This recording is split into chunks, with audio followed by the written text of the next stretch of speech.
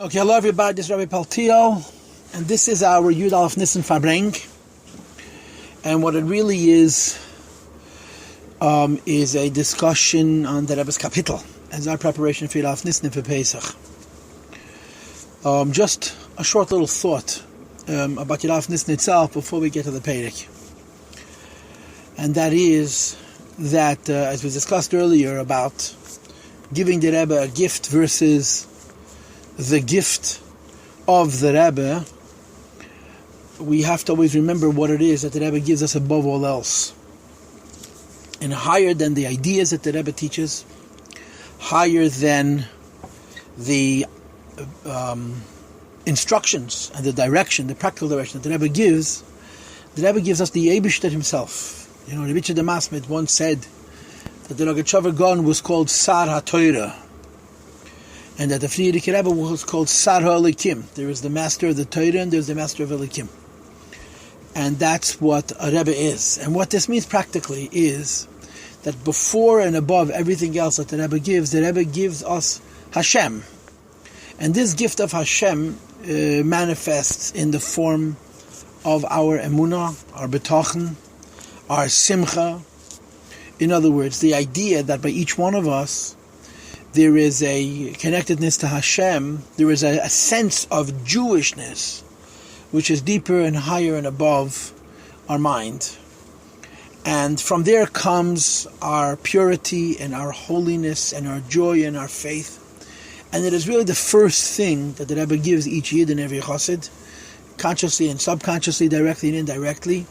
And it's the basis for any Yirav Nissen Farbrangen. Because when you sit down, you have to listen to talk, you're talking about the Rebbe, and the Rebbe gives us a whole different sense of self-identity. A chassid is a whole different kind of creature than another person, not because he has more information or because different directions, but because his world is a different world. And the way his world is different is because it's intimately involved with Hashem. And I wanted to begin with that and that thought, that meditation, if you will.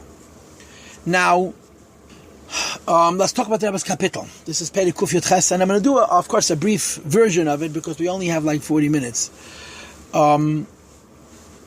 This is Perek Kuf Yud Ches, Psalm 118, which is the 6th Perek of Hallel. Right? Kuf Yud Gimel, Kuf Yud Daled, Kuf Tezvav, Kuf Tezayin, Kuf Yud Zayin, and Kuf Yud Ches are all Prakim of Hallel. And they are special kapitlach, which were said by as early as Moshe Rabbeinu or Yeshua, well before the Tehillim was written. These 6 kapitlach stood out. They were distinct, they were different, they were special. Now, the Gemara says that you're not supposed to say Hallel every day. You're not supposed to say Hallel every day. The reason you're not supposed to say Hallel every day is because Hallel you say for a miracle. Hallel you say for something extraordinary, for something special, not for something basic. And when you say Hallel every day, in other words, when you use Hallel as a vehicle for thanking Hashem for the ordinary things, you are, in effect, taking away the idea that there are occasions, there are opportunities, there are circumstances that are special, where we thank Hashem for the extraordinary. And that's why Hallel is only said on special occasions. So the Rebbe once said that when Ba'ashgacha Pratis you say Hallel every day, like for example, according to the Shir of Chitas, every Chav Daled B'chodesh we say Hallel, that itself is a proof that Chav Daled of each month is special enough that's worthy of saying Hallel. For the last 6 years we've been saying Hallel every day, and those who say the Rebbe's Kapitel, for the last 7 years we've been saying Hallel every day. So according to this idea of the Rebbe, the fact that we're saying Hallel every day is itself the raya that the condition of our lives is such that every day is special, every day is a miracle, and every day warrants and justifies the recitation of Hallel. So that's Hallel Biklal. Now in Chasidus, in the Tzemach Tzedek's Maimer on Hallel, when he talks about Hallel, what he explains is that Hallel is from the word Gilui. He brings a Lashon HaPasuk, that the Pasuk says, Behiloi neiroi alei roishi. Behiloi neiroi alei roishi means the idea of shining a light, of machen lichtig, of illumination. In other words, in Pshat and in Nigle, Hallel means to praise, just like Heidah means to praise. But in Chassidus, Heidah means to submit and to accept and to acknowledge. And the Hallel means to illuminate and shine. So in that sense, Hallel and Heidah are very, very different things. Heidah means to thank and to submit. And Hallel means to show off, to demonstrate and to reveal. Now the way you would understand it would be as follows. Hashem makes a nes, and a Yid is a chiyuv not just to thank Hashem for the nes, but to show the nes off, to demonstrate the nes, to reveal the nes as an indication of that person's thanks to HaKadosh Baruch Hu. So by showing off the nes, you're celebrating the nes. So in Pshat, on a simple level, Hallel means to reveal a nes and to show that other people should see the nes and celebrate it with you. And Al Pi Chasidus, it's even deeper than that. Al Pi Chasidus, the idea of Hallel is to show the godliness, to reveal the Elokus that is brought about through a particular nes. So a Hallel means to machen lichtig, to illuminate and to shine, Eir Eliki. And of course, as you know, there are 6 Hallels. The first Hallel and the second Hallel, Kuf Yud Gimel and Kuf Yud Daled, are connected to Yetzias Mitzrayim. Kuf Yud Gimel is considered the beginning of Yetzias Mitzrayim. It's not a Geula Shlema, which is why there is a mention of Goyim and Mitzrayim. Kuf Yud Daled, B'tzeis Yisrael mi Mitzrayim, Beis Yangav Mamlei, is one of the most feilich psukim in all of Tillim. This is a Hallel for the complete end of the association of Yidnu Mitzrayim, that the Mitzrayim were completely forgotten and completely gone, and it's one of the happiest kapitlach Tillim altogether. That's the first 2. Then the third Hallel, Leilanu with Hashem Leilanu, this is probably the most bittersweet Hallel. This is a Hallel a Yid says when he survives a tzara, like if he survived the Holocaust. You also have to say Hallel for surviving, but it was such a bittersweet survival that you would say Leilanu with Hashem Leilanu, Loma Yomiru Agoyim Ayino Leheyim, and so on.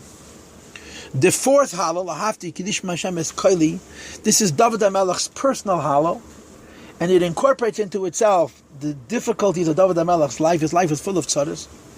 His incredible betochen in HaKadosh Baruch Hu to the point of Midas HaHishtavach, where David HaMelech said, Shivisi Yad Hashem L'negdi Summit, that to me all things are equal, good and bad are exactly the same.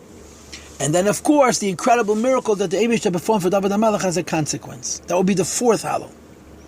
The last 2 Hallels, the fifth, last year's kapitel, Aluas of the Shem Kol Goyim Shabchu Kol Umim, Shigavar Aleinu Chas of Emes Hashem Leilam Halaluka, is a Hallel connected to the times of Mashiach. And the last, this year's kapitel, Kuf Yud Chas, Heidel Hashem Kitei Keli Elam Chaste, and of course you know that it starts and finishes exactly the same.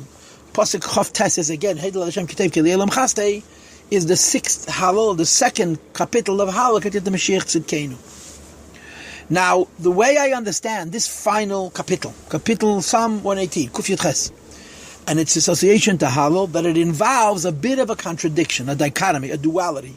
There's 2 sides to this Hallel. How so? On the one hand, it's called Hallel, and Hallel doesn't only mean to praise. Hallel means to shine and to reveal and to point to and so on. But this is the Hallel of Heidah. This is the Hallel that reveals Hashem that's unrevealable. This is the Hallel that reveals the level of Elokus, or the level of truth, or the truth itself, that we normally submit to. That's why in this Pedic the word Hallelujah is never mentioned. In all the other 5 Hallels, the word Hallelujah and Hallelu is mentioned at least once and sometimes more, because it's about Hallel, about shining and revealing light. This Pedic never has the word Hallelujah, because it's the Hallel of Heidah. It's the Hallel, it's revealing the level of Hashem which you cannot reveal, the level of Hashem that you can only submit to, that you can only accept. And in this Pedic we're revealing this Hallel. Now, of course, how could you reveal the unrevealable? How could you have a Hallel of Heidah? How could you have a Hallel which is revealing the Eibishter that you can only submit to? So the answer is very short, very simple. The answer is that there's a rule that says, Lu Yadaita Vavisiv. You cannot reveal the Eibishter himself so long as you and the Eibishter are separate.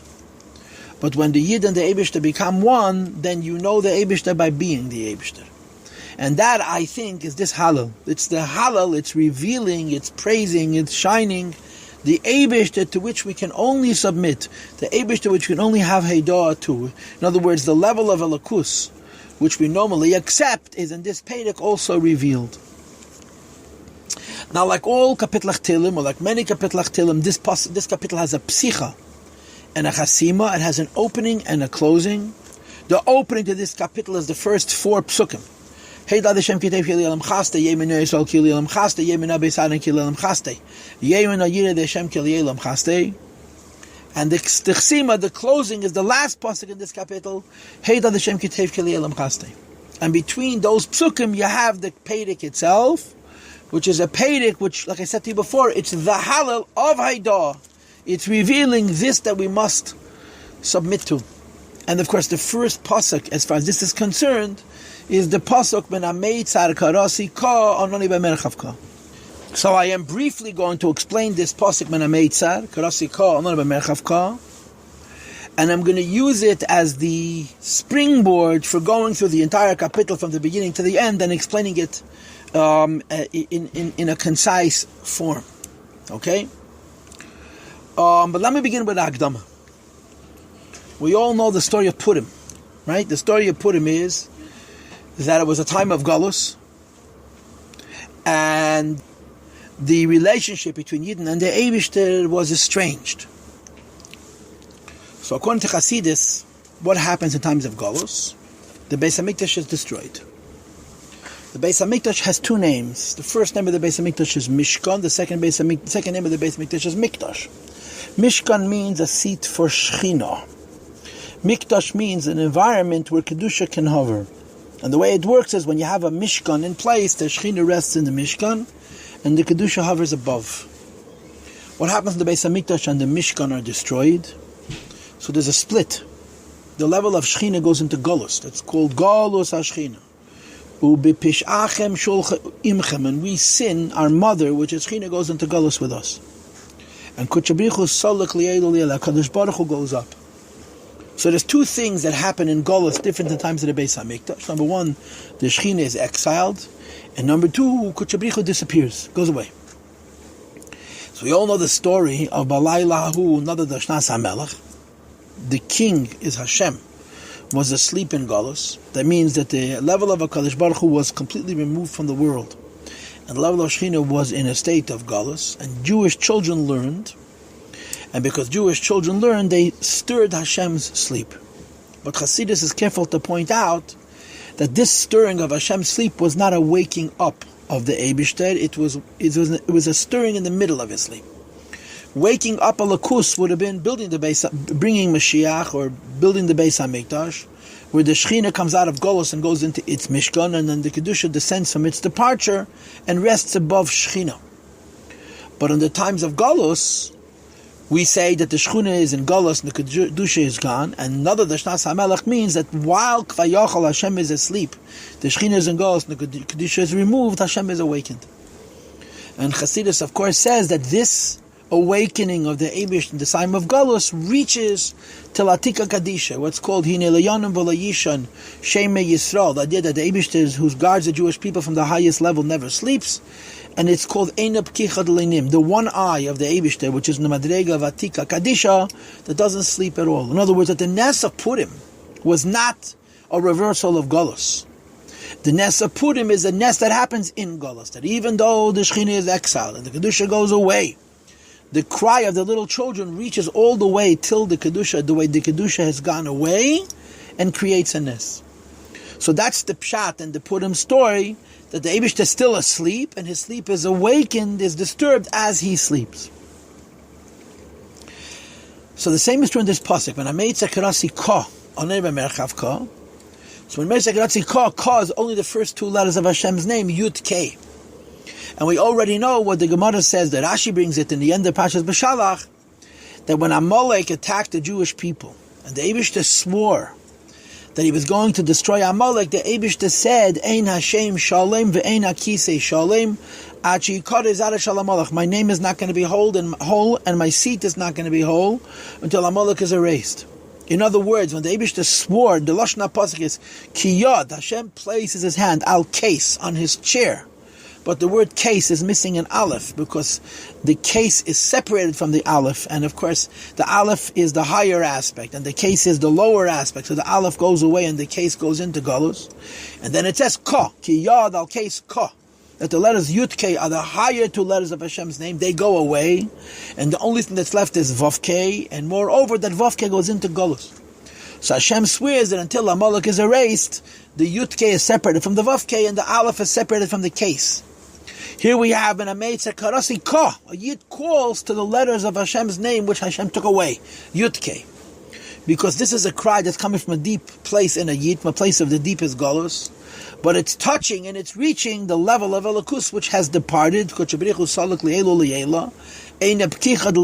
it wakes it up. And that's why the pasuk finishes on that when a Yid cries out, even in Zman HaGolus, and he reaches the Elokus which is completely removed from the Golus, so he gets a response from that level, which comes down into this world in the maximum harchova, the maximum breadth, the maximum generosity and the breitkeit. So that's what this Pedic is about. It's a hallel for the Elokus that we only are able to be made. In other words, on the one hand, this Elokus is concealed and dark. On the other hand, when we reveal the godliness of this level, it comes down in the greatest generosity that's possible to be. And that's what this Pedic is about.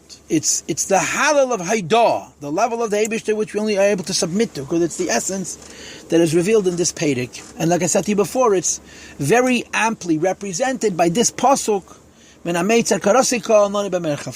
Now what I'm going to do now is actually read the kapitel inside from beginning to the end and explain it pasuk by pasuk, based on this foundation, based on this introduction, based on this prelude, okay? So let's go inside. Haidu la Havaya, let us submit to Havaya. And in this case, Havaya doesn't mean Havaya of Ishtalshalus. It means Havaya, which is the Eibishter himself, Ki Tev, because he's good. And of course, Toiv is higher than Chesed. Toiv is a inyan atzmi, right? I always tell people, what's the opposite of Toiv? Ra. What's the opposite of Chesed?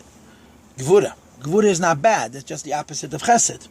So the submission to Lahavaya is because he's toiv, because it's a goodness which is absolute.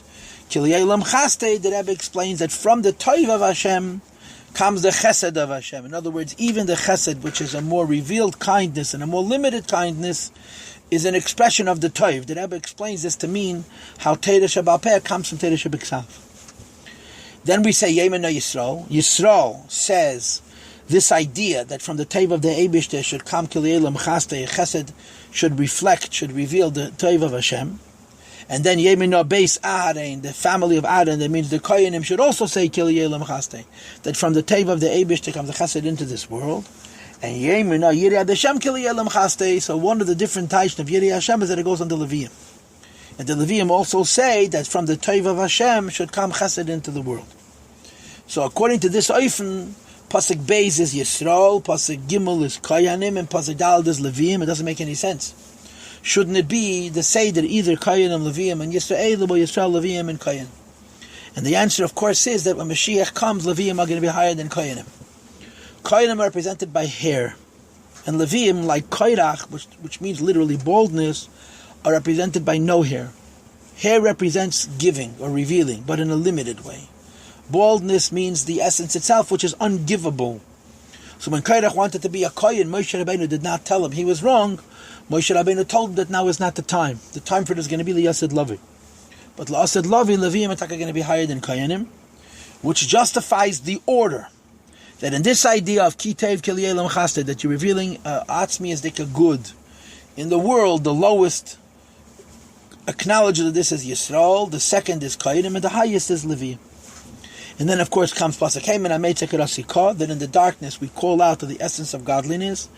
And when the essence of godliness responds, it comes down with an incredible breath and a lack of containment. Adeshem, Hashem, and of course, again, Hashem means the Eibishter himself. Not Tavayev Seider Ishtalshus, Li is to me. In other words, my relationship is with the Eibishter himself, not godliness on a level of Gilui, but the Eibishter himself on a level of Etzem. And therefore, Lo Yira, I'm not afraid, Ma Yasali Adam, whatever Adam will do to me.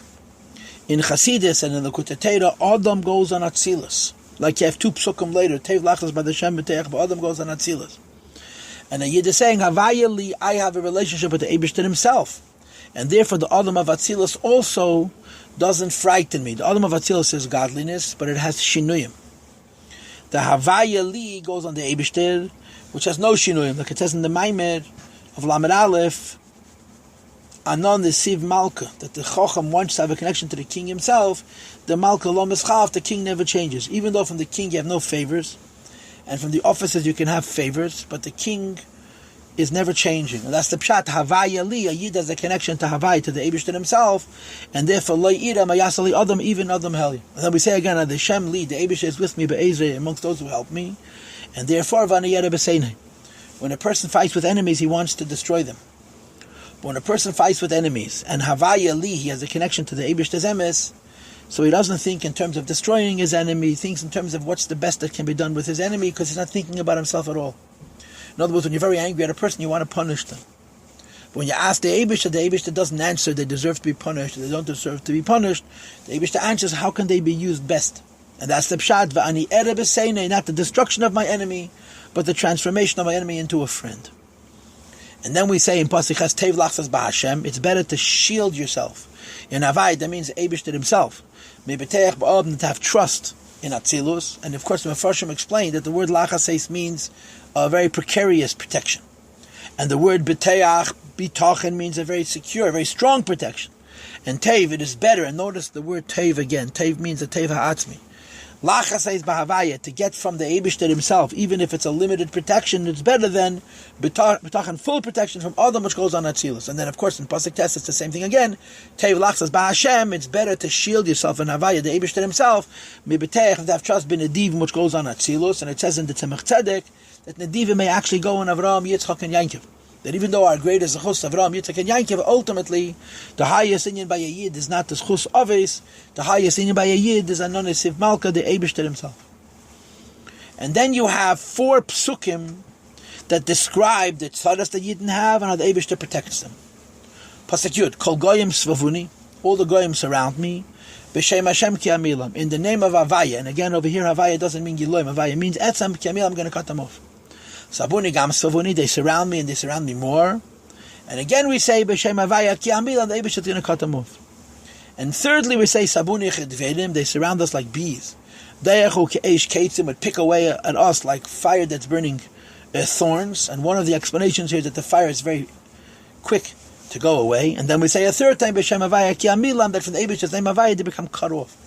And of course in each one of these 3 psukim, Yud Alf and Yud Beis, Havaya means the Eibishter himself, Havaya, which is higher than Ishtalshalos, and from there the klipa gets cut off. So there's 3 different klipas that surround us, right? And twice you have Sabuni with 1 beis, and twice you have Sabuni Svavuni with 2 bases. And although I don't know this for sure, but I would like to suggest that Sabuni with 1 base means that you're surrounded only by the klipa of the Nefesh HaBahamis, and Svavuni with 2 bases means you're surrounded not just by the klipa of the Nefesh HaBahamis, but by the Chisreiros that can be inside the Nefesh HaLekis. That the Nefesh HaLekis can have Timtim HaMoyach, a lack of chush. And Sabuni and Gam Svavuni means both things together. But in either case, in all 3 cases, B'Shem Havaya, and the Eibishter's name himself, Mamish, Ki Amilam, he cuts them off. Then it says, Dochad Dechisani Limpel, the klipa pushes me to fall, V'Hashem Azarani, and the Eibishter saves me. So again, here, Havaya means Atzmos, and this pasuk, Yud Gimel, is describing a klipa that doesn't only surround us, but actually pushes us. In other words, klipa's influence on us can be in 2 ways. One is that klipa is removed from us, and it tries to affect us by getting into our head, and the other is that klipa is so close to us that it can physically attack us. And that's the difference between psukim Yud Alf and Yud Beis, where it says Sivavuni and Sabuni, and so on. And pasuk Yud Gimel, where the klipa actually pushes us, and the pasuk finishes Hashem Hazarani, the Eibishter provides us with Ezer, and again Havaya goes on the Eibishter himself. Ozi v'zimras ko. That Ozi means my strength, and Zimra means my song. Comes from Ka, Vahi Yeshua, and it's for me a salvation. Now, of course, when it says over here Ozi v'zimras Ka, What is the connotation? That we're talking about Hashem's name, how it's split, right? Like I said to you in Pasuk Hey, Min Ameitz HaKarasi Ka, Ononu Emerech Avya. So the Ka here again denotes a situation where Kedusha is removed, the lower part of Kedusha has descended, the higher part of Kedusha has separated itself, and from the higher part of Kedusha which has separated itself, a Yid is Gaidim Ozi V'Zimras, to bring forth a Koyach from the Eibishter, Min Ameitzar, to affect the honor of Emerech Avka.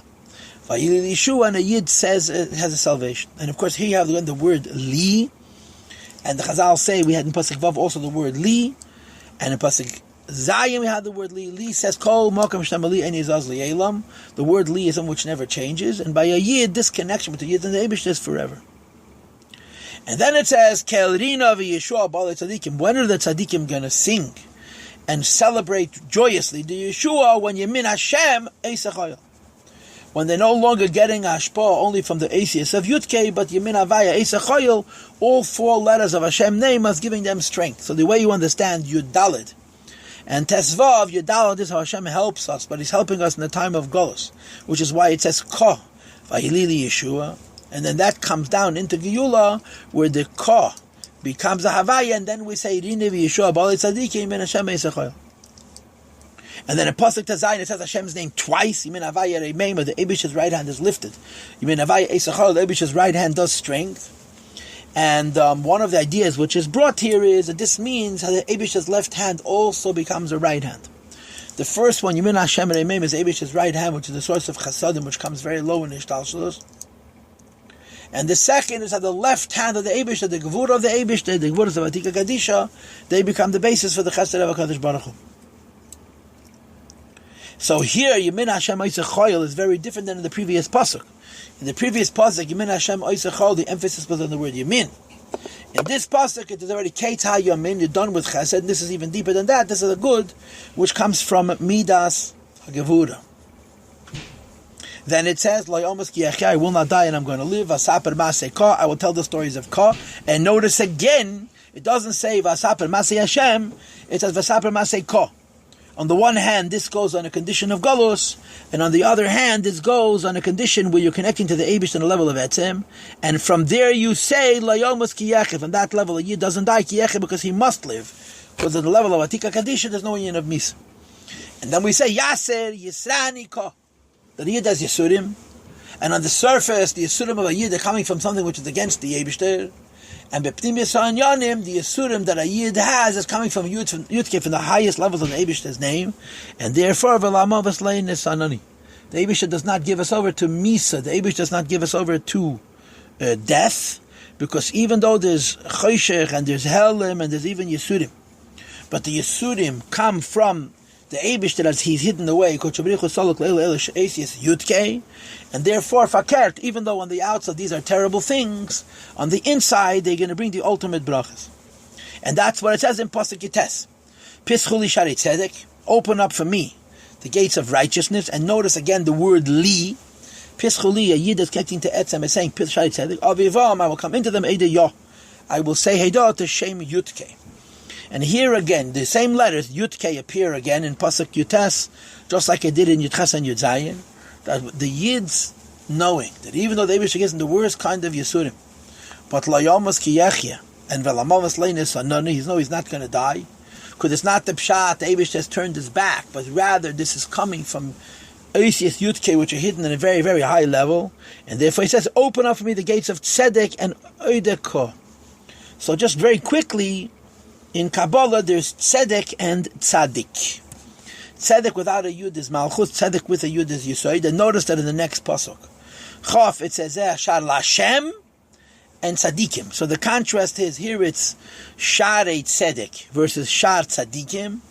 Here it's Oideyah, and over there it's Lahavaya and Yovei Yovei. And of course the logic is, Pitzcholi Shar Tzedek Ovamedekah means that you come into the godliness of concealment, as the word Tzedek, which is Malchus, denotes, as the word Ka, which is only half of Hashem's name, denotes, but in this concealment you have the highest truth, and then it becomes revealed.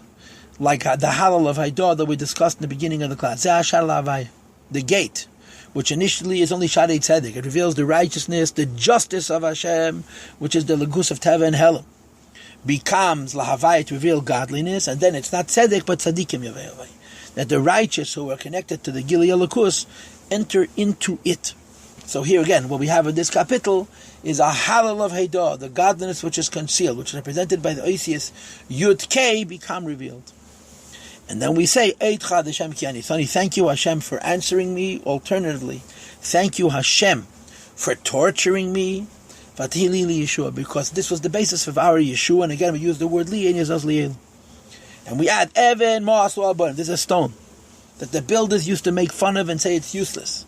Because in the ancient times, you had to build rectangular structures, and a right angle, a triangular stone, was useless.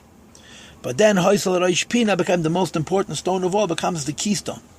Everybody knows that one of the most basic contributions to architecture was the development of the arch, and the key to the arch is what's called the keystone, and its shape is like a triangle. It's Even Masa Boinim, a stone which goes on the lowest level, used to be disgusted by all the neshamas of the higher world who wanted nothing to do with it. Now, Hoysel Roish Pina becomes the most important stone of all, and of course the Nimshal is very obvious that when you see the greatest Helen of Hes, the greatest Tzimtzum of the Eibishter, you actually have the greatest Gilui. Meis Hashem Hoysel. All of this came from the Eibishter, and over here Havaya means the Eibishter himself.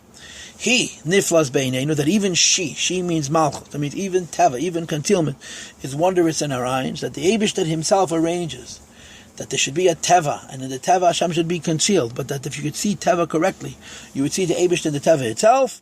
And then we say, Hashem, this day was done by the Eibishter, and Agil, and we will rejoice. And this of course means when the Helam is Begilu, when the hiddenness is concealed, when the darkness is enlightened. And then we say, Pasuk Chafei, On Hashem Ashiana, On Hashem Atzlichana. And to be honest with you, I don't know where to put this Pasuk. Because Ona could mean, please Hashem help me, please Hashem give me success. On Hashem could mean, where Hashem help me, where Hashem is my success. Like we had On Hashem Ki Ani Avdecha in Kuf Yud Zayin. And in that case, On would mean, where should I go and what should I do, and how are you going to help me do it and succeed, how are you going to make me succeed in it, and so on. That's such On. And there are other titles to the word Ona as well, but to me at least the word Ona stands by itself. The Behemshech to this capital, where you have the Elkus of darkness, which is eliminated through Eid Elaki, then you have Ona Hashem Mashiach and Ona Hashem Matzlichana. So as I said, I'm not sure exactly where to put this pasuk, but it seems to me that it stands alone. And the title of this capital is a request to help, an ask what we should do, and also we're thanking the Eibishter because he provides us with Yeshua and Atzlach. I'm just going to mention a word that I read in a book called Nasi B'Chosid from Shmuel Krauss Gesund, where he tells the story how President Shazar came to America in 1947 to participate in the vote about partition, whether Eretz would be voted by the United Nations to become a state. And he came to see the Frierdiker Rebbe, and the Frierdiker Rebbe told him not to worry, that it would all work out, and he should remember to come back again when it works out. So Shazar tells the story. He was sitting in the United Nations. It wasn't in New York City at that time. It was someplace upstate. And there was big debates and there was a lot of discussion. He was very concerned what's going to be. And he turns around and he sees a Yid who he doesn't know who he is, and he certainly doesn't know what he's doing there. But it seemed very odd. It seemed very, very out of place. So desperately he sends a note back to this person with the words Ona Hashem Mashiach written on it. And a minute later the note comes back to him with the words Ona Hashem Atzlichana written underneath. So when he came to see the Frierdiker Rebbe the next day, he told the Rebbe the story, and the Frierdiker Rebbe said, who is this man? Can you show me his handwriting? So the Frierdiker Rebbe showed him the Ksav. He showed the Frierdiker Rebbe the Ksav, and the Frierdiker Rebbe said, save it. Don't mess around with it, because you could never know who wrote it. In other words, you never know who wrote On Hashem Atzlichana. But the Teichen of this pasuk is it's both a request and a thank you for the Yeshua, and that's all that the Eibishter gives us. And then of course the Perek finishes, Baruch haba b'shem Havaya, blessed who come to the Eibishter's name Havaya. They get a bracha from Shem Havaya, and Bepashtus, one of these Havaya is Etzim, the other one of these Havaya is Gilui. And then again we say Keil Havaya, the Eibishter reveals Havaya. In this case it's not only Koh, but how Hashem is fully revealed. Vayar Lanu, when it's illuminated for us, Yisro Chag Bad Beisim Ad Kanasam Mizbeach, it's we're going to harness ourselves to celebrating Yom Tov to the horns of the Mizbeach. And the way I understand it is that we're not just going to do things on a deep and a holy and a sublime level like the Holy of Holies, but it's going to come down into the lowest madrigas of Karbonis. that the bracha of Hashem should reach all the way to the outside Mizbeach. In other words, sometimes Hashem gives us a bracha, and it's a deep bracha, and it remains in a hidden place. Ad karnas ha-Mizbeach means that it comes down all the way to the Mizbeach HaChitzin, which is a lower level. Then we say, Keli ata veidaka. Hashem, Keli, is my God, and I will acknowledge Him with Haidah. And of course, Keli means Chesed. When it comes to Chesed, we say we submit. Elokai Arei Memeka, the Eibush Name Elokai, I'm going to uplift.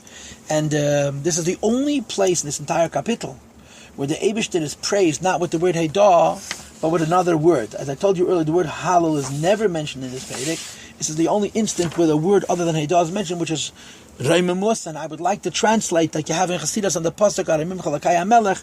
It Reimemus doesn't mean that we're raising the Eibush up, or we're lowering the Eibush to be above us, which is consistent with the idea of a Karnas HaMizbeach. The Eibush, which is completely removed, should come down and have a relationship with us. And the kapitel finishes, Hidl Hashem Ketef Yelam Chassid, just like it started, that we submit to Shem Havaya. We accept Shem Havaya, because Shem Havaya is completely above us, so we finish the kapitel the same way we started, Hidl Hashem Ketef Yelam Chassid. I suppose if you had to explain, this Pedic is like Moida Ani, it's a Pedic about Haidah. You only submit to things that you can't understand and you can't relate to and you can't feel, etc., etc. But those things that you can't relate to and you can't understand are the deepest and the highest things. Which is why, even though on the one hand you're not understanding them at all, on the other hand we say, like we say by Meidani, Kol HaTumah Sheba Elam Kenenish Metamazai, the Meidani from a Yid, no Tumah can contaminate the Moida Ani of a Yid. The Moida Ani of a Yid is always perfect. And that's what this is saying, that there's a level of Haidel Hashem Ketef Yom Chasdei, a connection to Hashem, which is completely beyond us. And that our avodah is to submit to the Eibush, which is completely beyond us, and in doing so, that Eibush, which is completely beyond us, becomes intimately available to us, like the other concept, which is called Hamoidu Bezgas. Hashem Himself is revealed, and He gives brachas to all of us, to our children, to ourselves, and so forth and so on. Okay, so this is my shiur for the Rebbe's kapitel, and I'm just going to conclude the way I started, that the Yom Tov Pesach is about Emunah. In other words, about Haidah, which is the Teich of this whole kapitel.